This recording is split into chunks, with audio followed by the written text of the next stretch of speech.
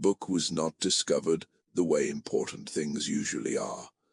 There was no ceremony, no announcement, no sense that history was about to speak. It was found quietly inside a sealed wooden crate, pushed into the farthest corner of a county archive storage room.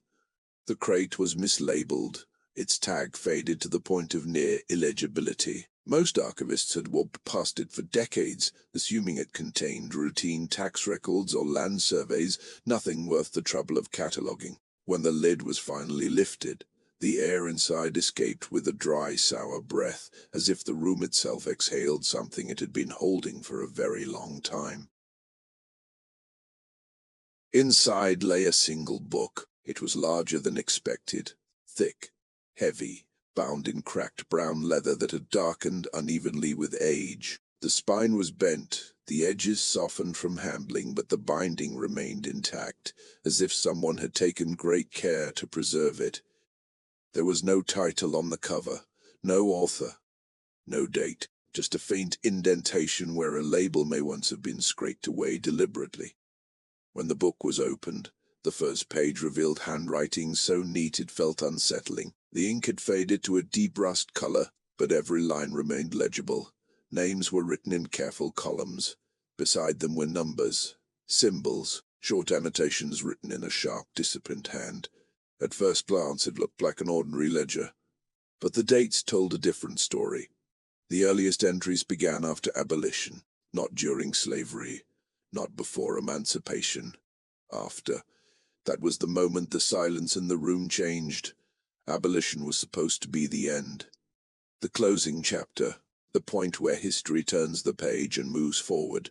Textbooks describe it as a clean break, a moral awakening, a legal victory, a line drawn firmly between cruelty and progress. But this book did not acknowledge that ending. Instead it continued. Names appeared week after week. Assignments were logged, movements recorded, labor tracked. The system did not stop. It simply changed how it wrote itself down. The first archivist who examined the book assumed there must be a mistake. Perhaps the dates were misread. Perhaps the ledger belonged to an entirely different institution. But page after page confirmed the same truth. This was a plantation record, and it was being actively maintained long after slavery had been declared illegal. The deeper they read, the clearer it became this book was never meant to be found. The entries were efficient, almost clinical. There was no commentary, no moral language, no acknowledgement of wrongdoing, just logistics. Who worked where? Who was transferred? Who incurred debts? Who was marked as non-compliant? And sometimes, without explanation, a name would simply stop appearing. No death recorded. No release noted. Just absence. The book did not explain itself because it didn't need to. It assumed the reader already understood the rules. What made the ledger more disturbing was not what it said, but what it didn't bother to justify. There were no apologies in the margins, no sense that the author felt the need to hide or defend these records.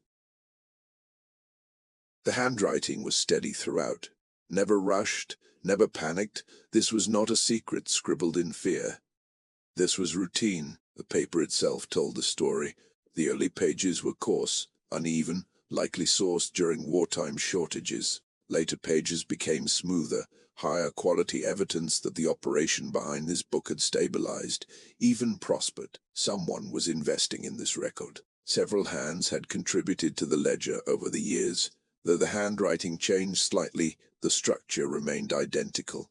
The same columns, the same symbols, the same coded shorthand that only insiders would understand. This was not the work of one person. It was institutional. At some point a faint stamp appeared at the bottom of several pages, a mark, partially smudged but still recognizable. It belonged to a local administrative office that, according to official history, had no involvement with plantation labor after abolition. And yet here it was, pressed into the paper, quietly approving every line. The book began to feel less like a historical artifact, and more like a witness one that had been standing in the corner of the room, watching everything, saying nothing, confident that no one would ever ask it to speak. Why would they? The world believed the story was already over. Abolition had done its job. Freedom had been declared. The chapter was closed. Except it wasn't. This ledger existed in the space between law and reality, the place where power adapts faster than justice. Where systems don't collapse, they rebrand. Where control doesn't disappear, it becomes quieter. One entry, dated several years after abolition, contained a phrase written smaller than the rest, as if the writer didn't want to draw attention to it. Status adjusted. No explanation followed, but beneath it were names, dozens of them, grouped together and reassigned to new locations. Plantations that had officially ceased operations. Estates that, on paper, no longer existed. Yet the ledger knew otherwise. As the pages turned, a pattern emerged. The book did not track people as individuals. It tracked them as resources, labor units, liabilities, assets. Freedom, if it existed at all, was invisible here. And then there were the margins. Occasionally a thin line of writing crept along the edge of a page, notes added later, sometimes years later. These annotations were sharper, less careful, almost irritated. One simply read, "Do not release." Another, "Family separation approved." There was no signature. Who approved it? Under what authority? The book did not say. It didn't need to. This ledger was not designed to explain itself to outsiders. It was written for people who already understood the system, people who benefited from it, people who assumed it would never be questioned. And perhaps it never was, because the book survived, not hidden in fire, not destroyed in panic, not buried and forgotten. It was preserved, stored, moved, protected. Someone ensured that when buildings were abandoned and ownership records changed hands, this book traveled with the power that created it. That raises a question more unsettling than anything written inside its pages. Why keep a record of something you claim no longer exists? The answer begins to form when you realize what the ledger truly represents. It is not merely documentation. It is leverage. A written record of control is proof of continuity, a way to enforce obedience without chains. A reminder, preserved in ink, that freedom on paper does not erase dependency in practice. The book survived abolition because abolition was never meant to destroy the system, only to silence its language. And language can always be rewritten. As the final pages of the ledger approach, the handwriting becomes more compressed, as if space itself was running out. The entries don't slow down. They don't end ceremonially. They simply stop, mid-line, mid-year, mid-thought. The last name listed is followed by a single marker symbol, repeated throughout the book, always indicating reassignment. But this time, there is no destination, no note, no closure, just a blank space where the future should have been. The book closes there, not with an ending, but with an absence. And that is perhaps the most disturbing part of all, because history did not end with abolition, and neither did this book. It waited, silent, intact, certain that one day someone would open it again and finally understand what freedom was never allowed to be. Abolition changed the language of power, but not its structure. On paper, everything was different. Laws were passed, declarations were read aloud, newspapers announced the end of an institution that had defined generations. The word freedom entered official records with ceremonial confidence, as if writing it down was enough to make it real. But the ledger tells a quieter story. In the years immediately following abolition, the entries do not pause. There is no disruption in rhythm, no break in procedure. The same columns remain, the same measurements, the same attention to output and compliance. Only the terminology shifts. Where the book once recorded ownership, it now records obligation. Where it once tracked possession, it now tracks debt. Where it once listed labor as property, it now lists it as contract. Freedom, according to this book, was not the absence of control. It was a recalculation of it. The earliest post-abolition entries are careful, almost cautious. Words are chosen deliberately, as if the writers understood they were navigating a new legal landscape. Certain phrases disappear entirely, replaced by neutral alternatives that sound administrative rather than violent. Assigned replaces owned, relocated replaces sold, non-compliant replaces punished. The brutality does not vanish. It is simply buried beneath bureaucracy. One recurring column appears across nearly every page. Balance owed. At first glance it looks harmless, mundane accounting. But when cross-referenced with other entries, its purpose becomes clear. The ledger is documenting a system of perpetual indebtedness. Food, housing, tools, transportation, every necessity is listed as a cost. Every cost is added to a running total, and every total is used to justify continued labor. Freedom in this system is conditional. You are free to leave once your balance reaches zero. But the balance never does. Wages are recorded inconsistently. Sometimes they appear generous. Other times they vanish entirely for weeks at a time. When wages increase, so do expenses. When productivity drops, penalties are added without explanation. The ledger does not argue, it calculates. And calculation, when controlled by one side, becomes a weapon. Entire families are logged together, not as units of care, but as clusters of liability.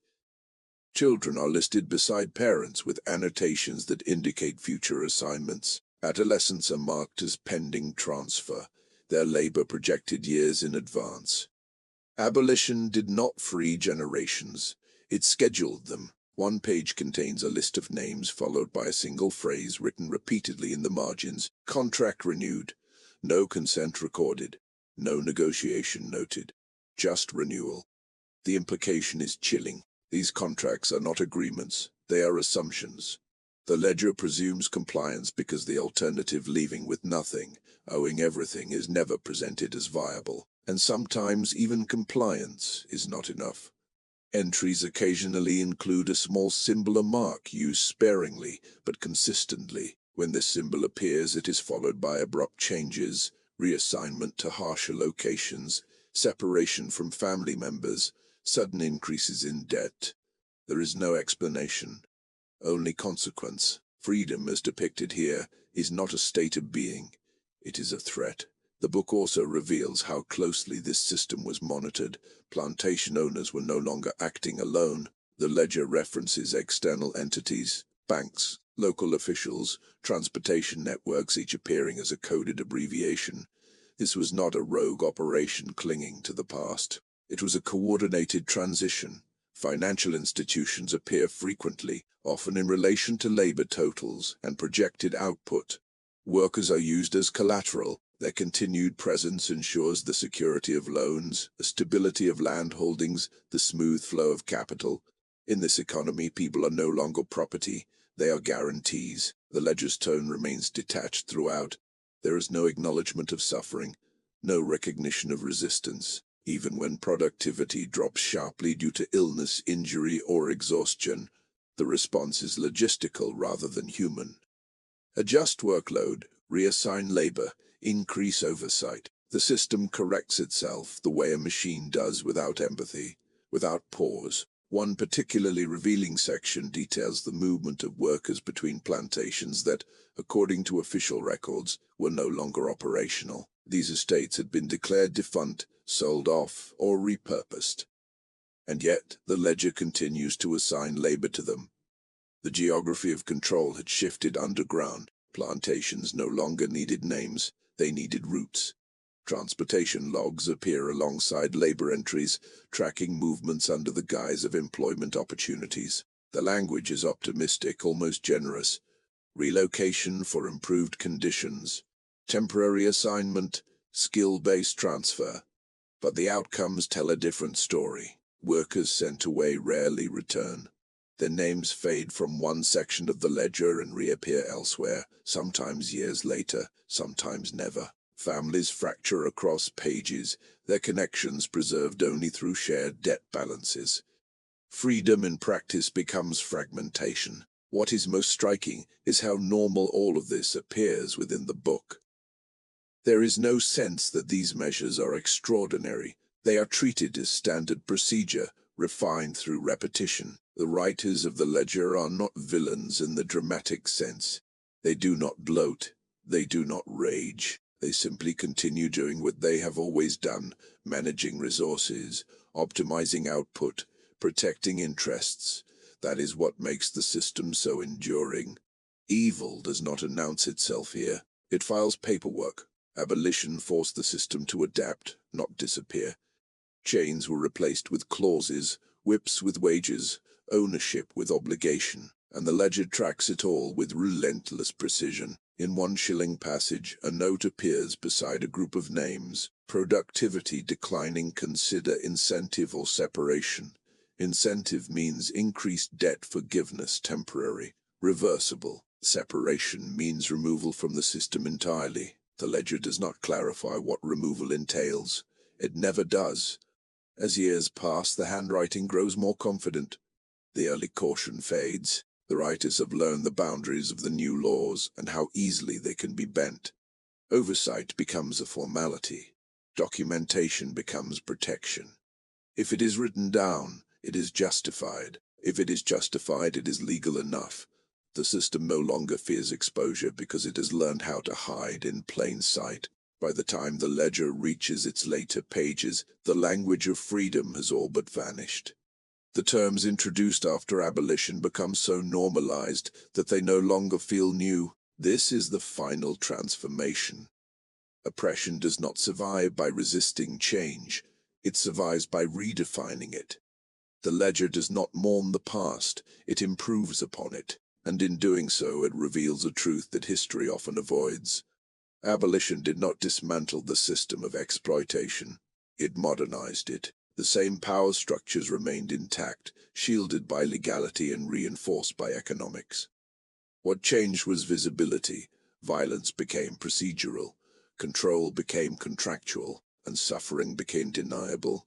The book does not ask whether this is right or wrong. It does not consider morality. It exists to ensure continuity, to make sure that even when laws shift and narratives evolve, the machinery of domination continues uninterrupted. By the end of this section of the ledger, one thing is undeniable.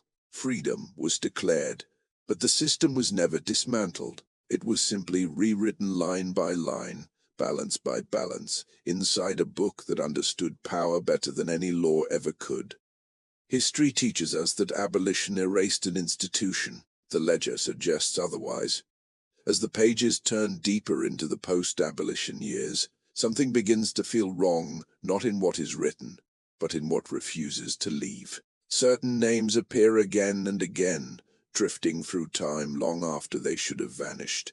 Names that belonged to children during abolition now appear beside adult labor quotas. Names that should have ended with death dates continue without interruption. Names removed from one location resurface elsewhere, unchanged, as if time itself failed to apply to them. The ledger does not acknowledge age. It does not recognize mortality. It records continuity. At first, the repetition seems coincidental.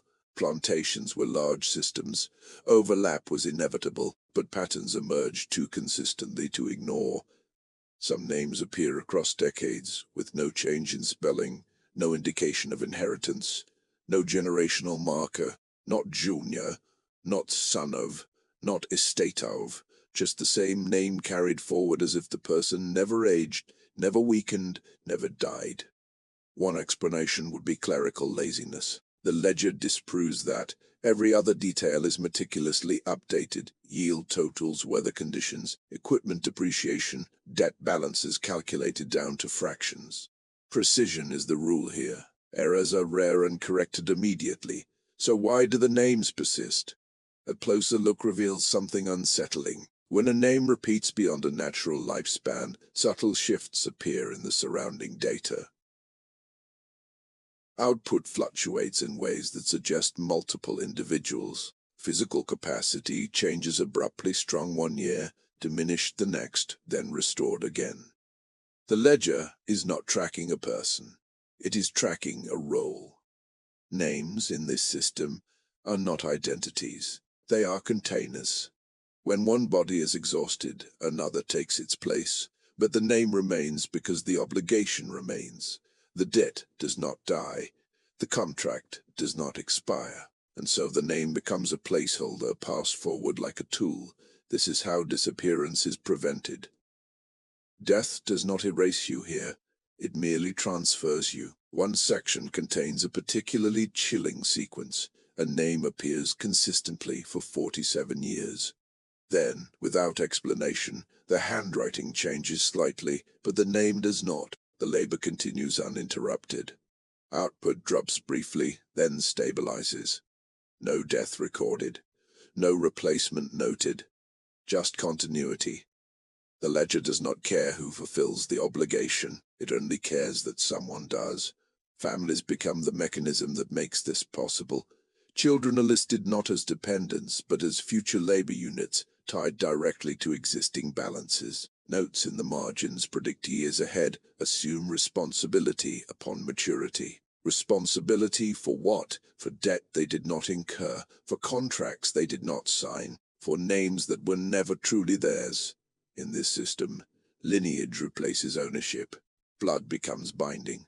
Freedom becomes irrelevant. Names are preserved because erasing them would require acknowledgement of death, of loss, of the system's human cost. And acknowledgement would introduce accountability. The ledger avoids both. Instead, it absorbs loss silently and moves on. There are moments where resistance surfaces not through rebellion, but through absence. A name vanishes suddenly. No transfer, no relocation, no explanation. Just gone. These disappearances are rare, but they are telling. When they happen, the ledger reacts swiftly. New names appear nearby, often sharing the same debt balance or assignment. Sometimes the vanished name reappears months later, attached to a different location, with a reset balance. This is not escape, it is recapture. Freedom leaves no paper trail here, only reassignment does. The most disturbing pattern emerges when cross-referencing names with punishment markers. Individuals flagged for non-compliance often experience something worse than removal. They experience erasure. Their names fade from the ledger, but their obligations do not. Debt is redistributed. Labor expectations are reassigned. Family members absorb the loss through increased quotas and tighter oversight. Punishment is not individual, it is collective. And so names become warnings. Their disappearance signals consequence rather than liberation. Those who remain learn quickly. Survival depends on staying legible to the system. To be named is to exist. To exist is to owe. Some entries suggest deliberate manipulation of identity. Names are altered slightly, spelling adjusted, initials added, accents removed, just enough to create plausible deniability while preserving continuity. This allows the system to claim compliance with changing laws while maintaining the same human assets under new labels. A person becomes paperwork. Paperwork becomes protection. By the later years of the ledger, names begin to lose individuality altogether. They are grouped, abbreviated, sometimes reduced to initials or numbers. The system no longer needs the illusion of personhood. It has perfected abstraction. This is the final stage of control, when identity itself becomes unnecessary, when what matters is not who you are, but what you produce and how reliably you do it. And yet, some names refuse to disappear. They persist stubbornly, handwritten again and again by different clerks across different regions under different conditions. These names feel almost defiant, not because the system honors them, but because they outlast it. They become ghosts embedded in the pages, silent witnesses. The ledger does not remember them as people, but it cannot erase them either. Each repeated name is evidence of failure, not the failure of those trapped within the system, but the failure of abolition to break it. These names expose the lie that freedom was a clean rupture rather than a negotiated illusion. They reveal how power adapts by preserving continuity while rewriting narrative. The ledger does not need chains when it has names. Names allow tracking. Tracking allows control. Control allows exploitation without spectacle. And spectacle is what abolition and not suffering. In one final haunting sequence, a list of names is crossed out in thick ink. The handwriting is aggressive, almost angry. But beneath the ink, the names are still legible. Someone tried to erase them. They failed. Even when crossed out, the ledger refuses to forget. The marks remain visible, bleeding through the page, reminding us that systems can suppress truth, but they cannot fully destroy it. These names were meant to disappear. They were meant to be absorbed, replaced, forgotten. Instead, they endure etched into a book that never intended to preserve memory, yet accidentally did. The ledger was designed to manage labor. It became an archive of survival. And in that archive lies the most damning evidence of all. Not that oppression existed, but that it learned how to persist under the language of freedom. Names survived abolition because the system needed them to. And as long as the names remained, the system never truly ended. By the time the ledger reaches its later years, something fundamental has changed. Not in the outcomes, not in the suffering, but in the presence of authority. In earlier pages, power had signatures. Names appeared at the bottom of entries: owners, overseers, administrators. Responsibility, while brutal, was at least traceable. Someone could be blamed, remembered, condemned. That era ends quietly. The ledger stops naming masters. Instead, authority dissolves into systems. Decisions are recorded without authors. Orders appear without signatures. Policies are implemented with no clear origin. Control becomes ambient everywhere and nowhere at once. The masters no longer have faces. Where individuals once issued commands, now institutions do. Banks replace owners. Committees replace overseers. Legal frameworks replace whips. Power no longer needs to shout because it has learned to circulate. One recurring phrase appears across dozens of pages. As per standard procedure. No explanation follows. None is required. Standard procedure becomes the ultimate authority, unchallengeable because it belongs to no one. You cannot argue with it. You cannot plead to it. You cannot hold it accountable. It simply exists. And because it exists, obedience is assumed. The ledger documents a transition that history often celebrates as progress, the shift from personal domination to bureaucratic governance. But within these pages, that shift reveals something darker. When no one is visibly in charge, everyone is trapped. Workers no longer appeal to a master's mercy, because mercy no longer has a person to inhabit. Requests are logged, reviewed, delayed, denied by processes rather than people. Pain becomes procedural. Even punishment changes form. Instead of immediate violence, there are adjustments, reduced rations, increased debt, reassignment to less productive land. Suffering is administered gradually, disguised as consequence rather than cruelty. This is domination refined. The ledger also shows how distance protects power. Decisions affecting lives are made far from where those lives are lived. Entries reference offices in cities, committees that never set foot on the land, investors who never witness the labor that secures their returns. Those who benefit are invisible. Those who suffer are documented. The imbalance is complete. One section outlines a new reporting structure introduced after abolition. Productivity data is aggregated, anonymized, and forwarded upward. Human detail is stripped away. Names become numbers. Numbers become trends. Trends become justification. When output declines, the response is not to improve conditions, but to optimize labor allocation. When illness spreads, it is treated as inefficiency. When resistance grows, it is categorized as instability risk. The language is clean, the impact is not. This abstraction allows the system to perpetuate itself without moral friction. No single person feels responsible because responsibility has been distributed so thinly that it disappears. Everyone is following policy. No one is committing harm, and yet harm accumulates. The ledger contains evidence of this diffusion of guilt. Marginal notes reference directives received from above, but never specify where above is. Appeals are marked as outside jurisdiction. Complaints are rerouted endlessly. The system becomes a maze designed to exhaust those who try to navigate it. Freedom in such a structure becomes theoretical. You may be free in principle, but every path available to you is governed by rules you did not write, enforced by entities you cannot see. The new masters do not threaten. They calculate. They do not punish directly. They rebalance. And because their power is impersonal, it is perceived as natural, like weather, like gravity, like fate. The ledger reinforces this illusion. It presents outcomes as inevitable results of data, not decisions. If someone suffers, it is because the numbers demanded it. If someone disappears, it is because the system adjusted. There is no cruelty here, only logic. That is the most dangerous lie. In one particularly revealing passage, a large group of workers is reassigned following a financial downturn.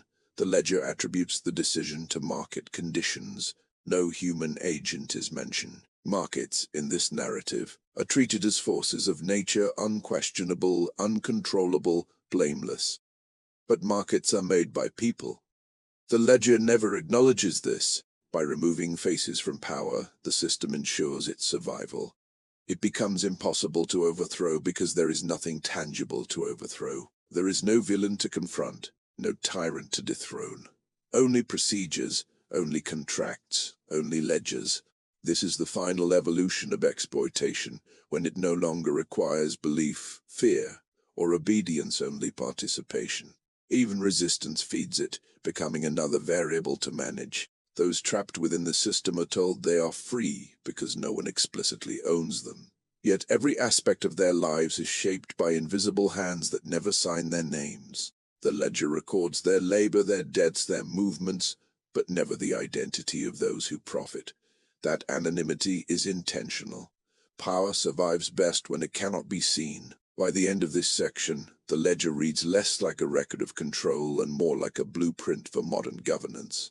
It demonstrates how domination can persist without villains, how inequality can be maintained without overt force, how freedom can exist in language while being absent in practice. The new masters had no faces because faces can be remembered. Systems cannot. And as long as power remains faceless, it remains unchallenged, operating quietly, efficiently, endlessly long after the chains are gone and the declarations have been signed. The ledger closes this chapter without conclusion. It does not need one. The system is no longer personal. It is permanent. The ledger ends without ceremony, no closing statement, no final signature, no declaration of completion. It simply stops. The last entries trail off mid-calculation, as if the person writing them assumed the work would continue indefinitely, as if there was no need for an ending, because the system itself had none. That, more than anything else, reveals the ledger's true purpose. This book was never meant to be history. It was meant to be infrastructure. Ledgers are not written for memory, they are written for continuity. They exist so that power can survive transitions, wars, laws, revolutions without ever being questioned. They ensure that even when narratives change, control does not. And this one succeeded. The fact that it survived at all is an accident. Buried among forgotten archives, mislabeled, misfiled, ignored for decades, it escaped scrutiny not because it was hidden, but because it was boring. Numbers rarely attract outrage. Columns rarely provoke empathy.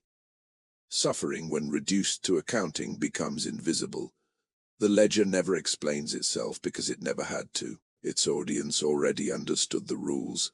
Everyone involved knew how to read between the lines.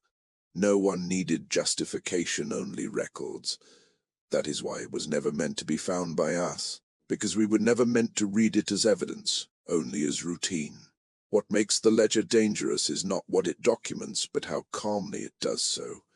There are no dramatic moments, no singular atrocities, no explosive acts of cruelty that demand immediate condemnation. Instead, there is accumulation, small decisions, minor adjustments, incremental shifts. Together they form a system so stable that it outlives morality. Abolition threatened the surface of power, not its foundation, and the ledger reveals how easily foundations adapt. When one method becomes illegal, another is engineered. When ownership becomes unacceptable, obligation takes its place. When chains become visible, contracts replace them. This book shows us that oppression does not require hatred. It requires administration. The final pages contain something different, something subtle but unmistakable. The handwriting becomes inconsistent. Margins widen. Calculations grow less precise. Corrections appear more frequently, not because the system is failing, but because it no longer needs to be perfect. By this point, control has been fully externalized. The ledger's role diminishes as institutions take over. Banks, courts, employers, policies all now carry forward the same logic without needing this original document. The ledger becomes obsolete because its worldview has been normalized. That is when it is abandoned, not destroyed, not burned, just forgotten. And forgetting is the final act of confidence.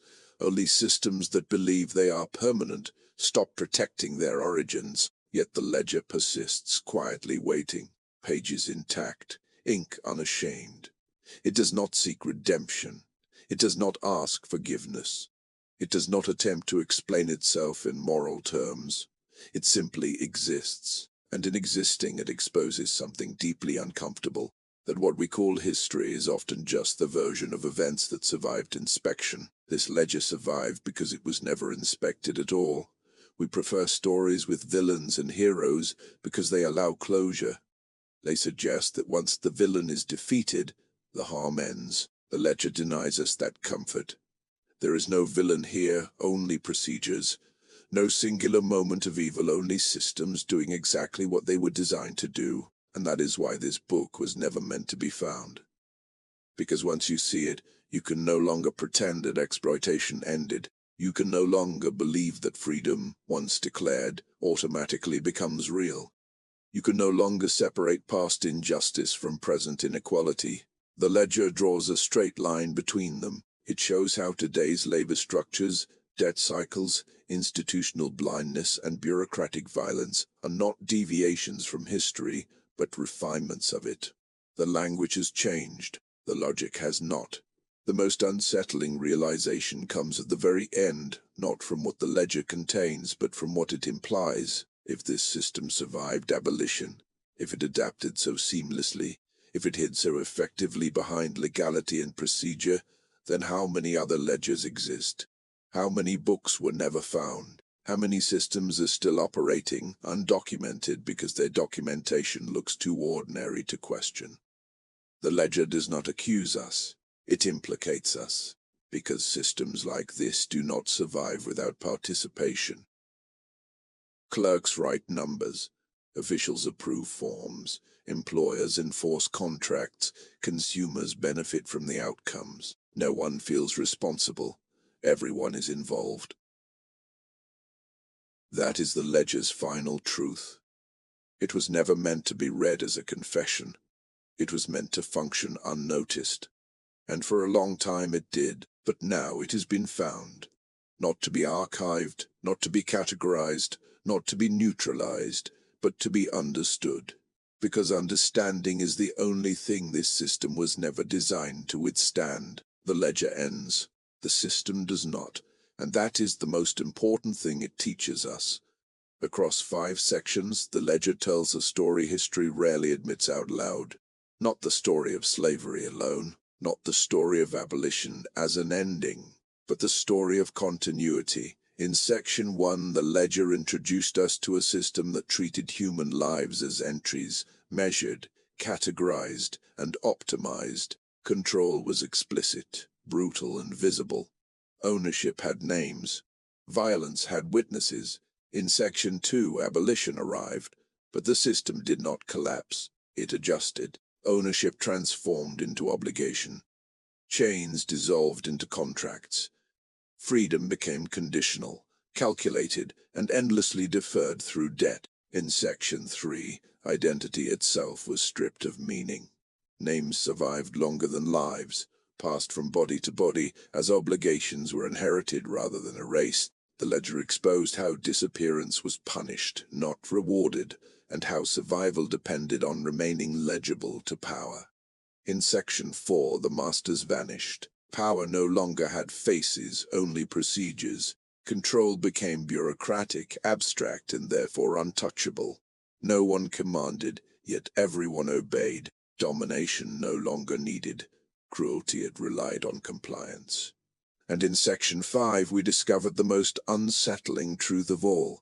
The ledger was never meant to be found, because it was not a record of abuse, it was a manual for continuity. Its logic outlived the book itself, absorbed into institutions that no longer required explanation or justification. Together, these sections reveal a single devastating conclusion. Abolition ended an institution, but preserved its logic.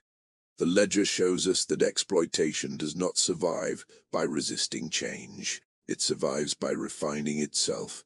When morality threatens power, power adopts legality. When violence becomes unacceptable, bureaucracy replaces it. When names become dangerous, systems erase faces, and when history demands an ending, the system simply changes its language.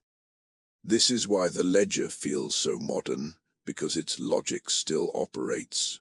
Debt still controls mobility. Contracts still disguise coercion. Institutions still harm without intent, and therefore without accountability. The ledger does not accuse individuals. It exposes structures. It teaches us that injustice does not require evil people only, efficient systems and collective silence. That the most enduring forms of domination are not enforced by hatred, but by normalcy. What makes this ledger terrifying is not that it existed. It is that it worked. And that it worked so well, it no longer needs to be written down. The final lesson of the ledger is not about the past, it is about recognition, because once we understand how oppression adapts, we can no longer pretend it ended. Once we see how power hides inside procedure, we can no longer mistake legality for justice. The ledger ends on paper, but its system continues, unless it is named, questioned, and dismantled. History did not forget the ledger. We did. And now that it has been read, the responsibility it avoided for generations quietly shifts to us.